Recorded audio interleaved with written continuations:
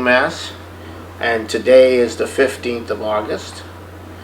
And this is being brought to you by General Welfare Presents. The 15th of August is an interesting and important day in financial history. The 15th of August, 1971, is when Nixon took the dollar off the gold reserve system and ushered in a period where the world has been taken over by financial speculation and hedge funds, and the whole world has been essentially taken over by this system. Prior to this system, there was no universal currency. There were just national currencies.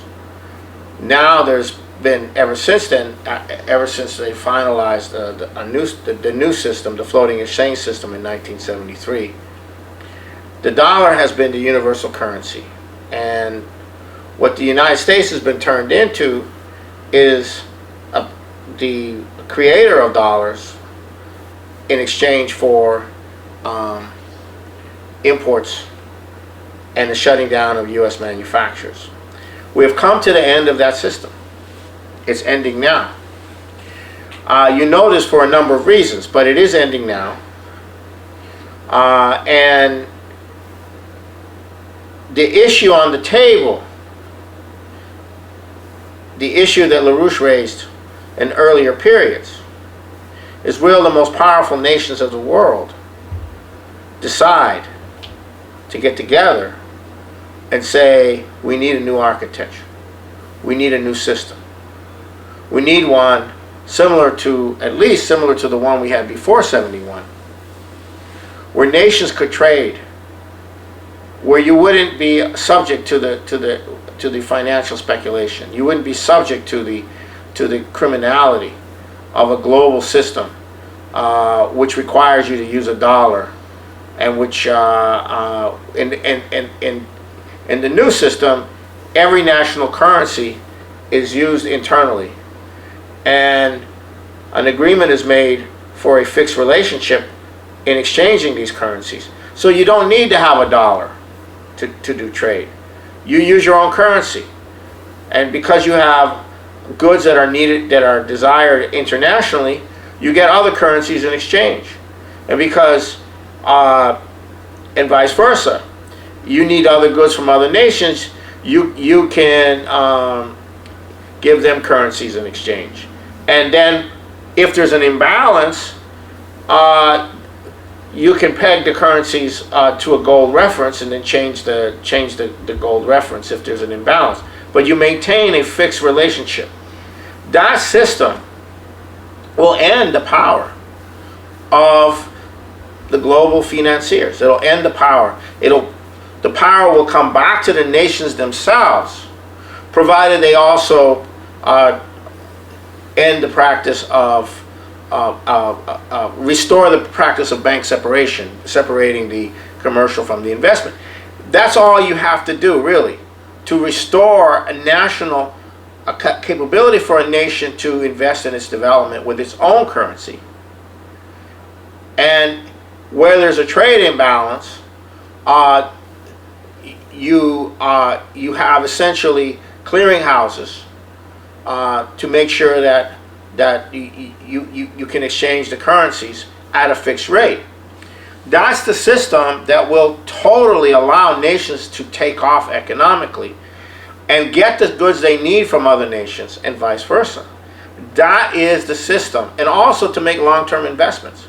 You can make a long-term investment in an underdeveloped country. Other countries could make a long-term investment in the United States. The United States could make a long-term investment in the United States. It could create its own internal credit to make a long-term investment in the development of the United States. The United States could return to a manufacturing powerhouse with advanced technologies, not an information age society, where we control everything through our control of information. That's not a productive nation. That's not a productive economy. That's where we are. And we are at that point where the most powerful nations of the world, specifically the United States, China, India, and Russia, which LaRouche calls the four powers, and you could probably bring in Japan as well. These nations have to sit down and say, look, we don't want a Gotterdammerung. We don't want a total collapse of civilization and a financial collapse. We need a new architecture. And that's where we're coming. Not coincidentally, the British Empire, at the center of the current system, is unleashing an eco-fascist mobilization as never before, far beyond any fascist mobilization we've ever seen. An eco-fascist mobilization. And simultaneous to that, they're preparing to shift the remains of the financial system into green projects rather than economic development. At the same time, they are launching destabilizations everywhere. The biggest one is in Hong Kong, and I'll get to that in a minute. And in the middle of this massive wave of young people demonstrating in the streets, and starting in September, literally children out of grade school and junior high school and high school, on a mass, Fridays for the Future, the Extinction Rebellion. They're going to unleash this into September, starting September 20th, which is the D-Day for their mass global demonstrations for carbon reduction, for shutting down the industrial economy. This is coinciding in the context of a financial collapse, which is starting to occur. It's getting very serious. and then in the middle of all that, they're planning to use long-term developed terror networks to start bombing pipelines, start bombing start bombing power plants, start bombing oil facilities, go after the critical transportation and energy infrastructure. That is the plan. That's being set up now by the empire. They are planning to plunge humanity into a process where the majority of people are going to die as a consequence of the financial collapse, of the sabotage of the infrastructure, and potentially also war added to it. That is serious. That is their plan. People don't realize that is the plan. The plan is to plunge the world into this process where only a few survive. And in the process of the chaos and the collapse, you transform the survivors into a totally bestial, feral population. And that's what you're looking at. That's what you're looking at. That is the intention. That is the intention behind these Democrats, and they don't realize it. These Democrats don't realize it. They're all lockstep and, marching into this. These Democrats. All of them. They're all going for the Green New Deal, which is part of this. Why? Because they're zombies. That's why. They've lost. They don't know what they're doing. They've just lost it. They've lost any kind of independent intellectual power so that they can even fathom what the consequences are. And if they could, they couldn't care less, because they're broken people. They're paid for. They're blackmailable. So this is what you're dealing with. So we are marching into the abyss. And the only person really fighting it, in some sense, is the president. And he has no support, except from the population. He has no support in the State Department or the Treasury Department or the Federal Reserve. Or he has no support. He has no support at all from the powerful and the billionaires and so forth. Yeah, like the Koch brothers and Edelman, they're supporting their Republican opposition to the president at this time. So that's one dimension of this whole situation. And in order to disrupt the ability to have a four-power agreement or a five-power agreement, this destabilization of Hong Kong is designed to wreck the possibility to use the destabilization of Hong Kong to initiate a Cold War with China, and thereby destroy not only the negotiations for a trade deal, which in and of themselves are not of any value except to the extent to which it opens the dialogue for a possible four-power agreement for a new system. The Hong Kong rebellion is run by anarchists.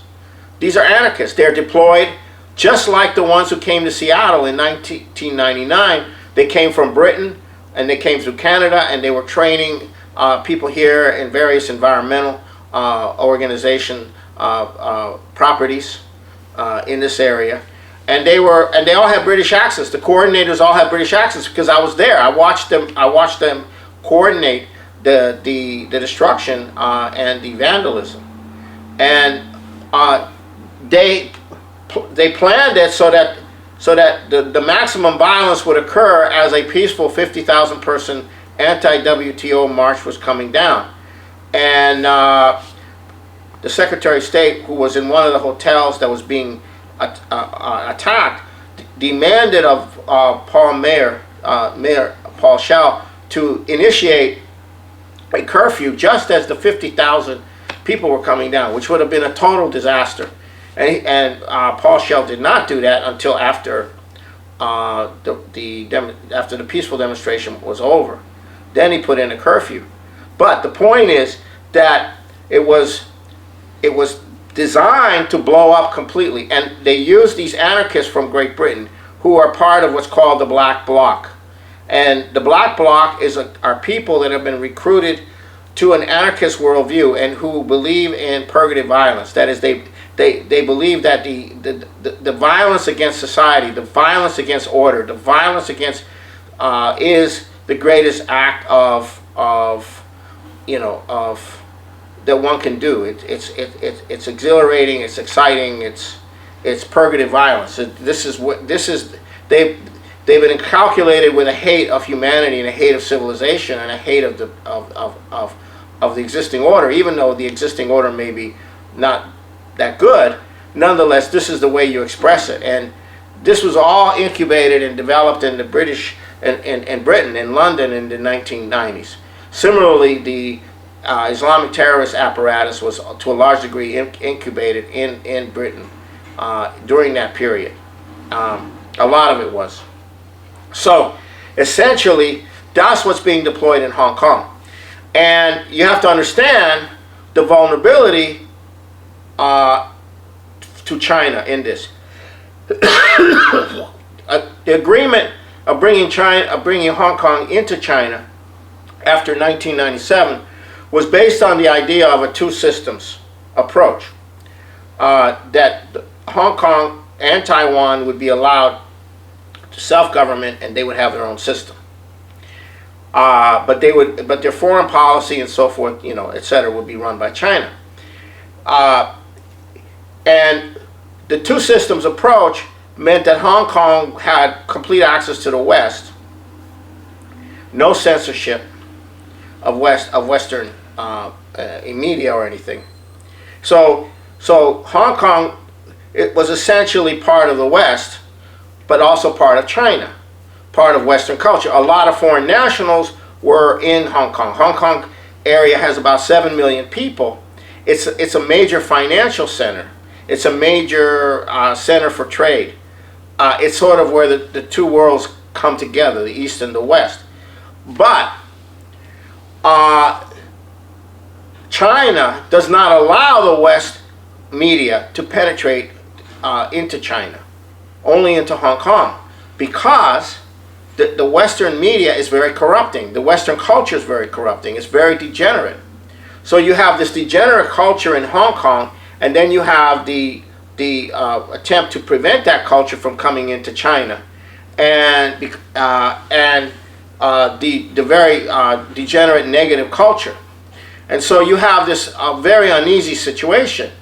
But the Chinese were looking at Hong Kong as a major player in the development of the Delta area, as a major player for foreign investment to come into China. But that was their view of Hong Kong. But the British are playing on this differential, cultural differential. The Hong Kong natives have all been raised within the British system. The British system was very brutal, but the British neoliberalism is nonetheless very much still exists in the Hong Kong situation. And so Hong Kong is like a Trojan horse. And that Trojan horse is being blown up now to disrupt the relationship between the United States and China and start a new Cold War. Because all these people are now going to be waving the bloody shirt of these anarchists who are ultimately going to have to be shut down. They're ultimately going to have to be crushed. You're going to have to do that.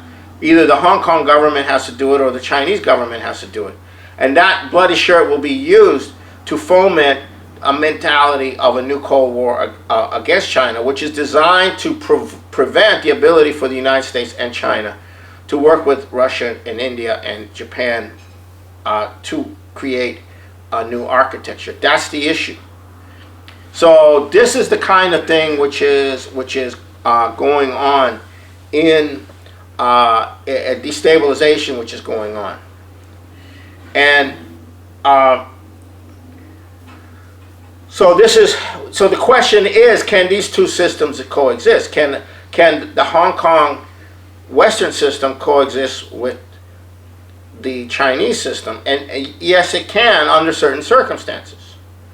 But the foreign powers, led by the British, are not going to allow that coexistence. And that's why everything is being blown up. And they're culturally, the people who are sympathetic to these anarchists are culturally Western.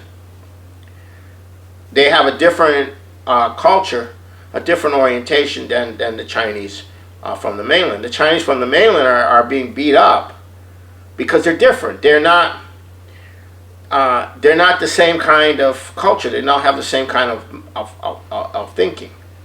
And so this whole thing is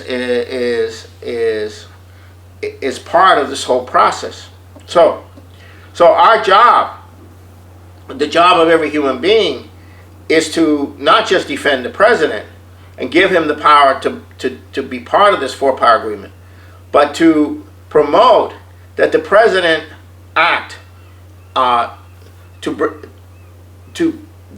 promote the space program, promote fusion, and promote the reindustrialization of the United States, which can only occur in the context of the replacement for the existing system, which is now collapsing. It is now collapsing, and that's a very important point that needs to be made. The system is now collapsing. They're talking now about a new bubble to replace the corporate debt bubble, which is at the core of the current collapse, by shifting it all into the Green New Deal, and shifting it all into green projects, which would be the last and final bubble if it ever gets underway fully. So all of this is a move to bring the humanity back to, or destroy the human race. That is, destroy it as we know it, reduce the world's population to 1 billion people, which is very feasible and very possible at this point, if you cannot bring these nations together around a common purpose of creating a financial architecture that can replace the one which is no longer going to exist much longer. So the question you probably ask is, why do they want 1 billion people? Why 1 billion people? Why not 2 billion? Why not 3 billion? Why do we have to go down to 1 billion from 7 to 8 billion? We're now at 7, somewhere between 7 and 8 billion. Why do we have to go down to 1 billion? Why 1 billion? Why are the limits to growth people from back in the 70s, the Forrester, Meadows, all these people that were promoting this limits to growth stuff? Why do we go back to 1 billion people? But keep in mind, this entire population reduction, the world's overpopulated, we're running out of resources, that whole campaign, which took over our State Department, which took over the elite areas of the world's think tanks and so forth and so on, that mobilization began at the same time that we shifted into the new floating exchange system. So the floating exchange system is predictive, would be anyone who understood the situation the way LaRouche did, would tell you that ultimately the floating exchange system will lead to a systemic collapse of the world's financial system. Because it's not based on economic development, it's based on speculation and plunder. Alan Greenspan said the same thing. He said derivatives are great, they spread the risk, but ultimately they create a systemic risk. He was absolutely correct. He knew that the system he was helping to develop and promote around derivatives would lead to the total collapse of the system. He knew that in advance. He said so. So what does this mean? This means that their projection of the collapse of humanity down to 1 billion persons was implied in the formation of the floating exchange system, which replaces the Bretton Woods system and comes into formal existence in 1973. So you have these two things. The financial system is now uniting with the extinction policy, extinction of humanity policy, or reducing the population of the world to a manageable level. Now, why is 1 billion a manageable level? Because 1 billion is roughly the level of population required with a division of labor required to sustain a non-industrial society. While there would be a little bit of industry and information capabilities, technical information capabilities to be able to control people, but basically the population would not have an industrial base. They would be pre-industrial or post-industrial, however you want to look at it. So that is, and then that becomes fixed, and then your population remains fixed at 1 billion people or so, and then you have so-called renewable resources, right? You're not using up all of the resources. You're maintaining renewable resources. That's the whole idea of sustainable. The idea of renewable resources is based on this ideology that we're going to end up with 1 billion people, and that we're not going to run out of resources because we're conserving, right? And it's going to be a wonderful green. You're going to have to, you live without modern conveniences, but who needs them anyhow? So on and so forth. And a lot of people have already bought into that, and they're already, in advance, already going there without their having gone there yet. So that mentality is already there in a lot of the population, not in the third world, but here in North America and Europe, especially in Germany. So, so here we are. This is where they want to go, and this is where we're going to go, unless you get a new architecture, or you're just going to have a nuclear war and wipe everybody out, which probably is a better deal. Ultimately, you wouldn't want to live in that kind of world anyhow. At least I wouldn't want to live in that kind of world anyhow. So that's the situation, and this has been well thought out. The guy who advises the Pope, Schellenhuber, who was involved in writing the Pope's encyclical Laudato Si, says that. He advocates the 1 billion people. The leader of the Catholic Church is fully on board this program. Not the previous leader, not the previous popes, but this one particular Pope, Pope Francis I. He is the Pope for population reduction. I mean, that's never been a Catholic. That's never been part of the Catholic credo. But he is that person, along with the Bartholomew of Constantinople, the Archbishop of the Orthodox churches. Anyhow, these guys are like, they're part of this Dark Age orientation. Now, a lot of you are probably wondering, what the hell is going on now between India and Pakistan? And we're getting some reports that what's going on is that you have this enclave in Kashmir, a Muslim enclave that's been autonomous from the beginning, and it's been a festering problem for India for a long time. Modi campaigned on having the government, the Indian central government, take over that area. He hadn't done it yet,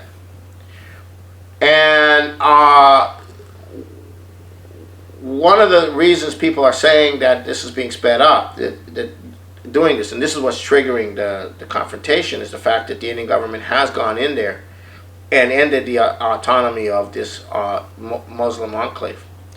They are now part of India. They're not part of some autonomous region. And is that the U.S. is planning to pull out of Afghanistan. And this opens the door for a lot of operations to be run through the Taliban and through the Islamic networks in that area.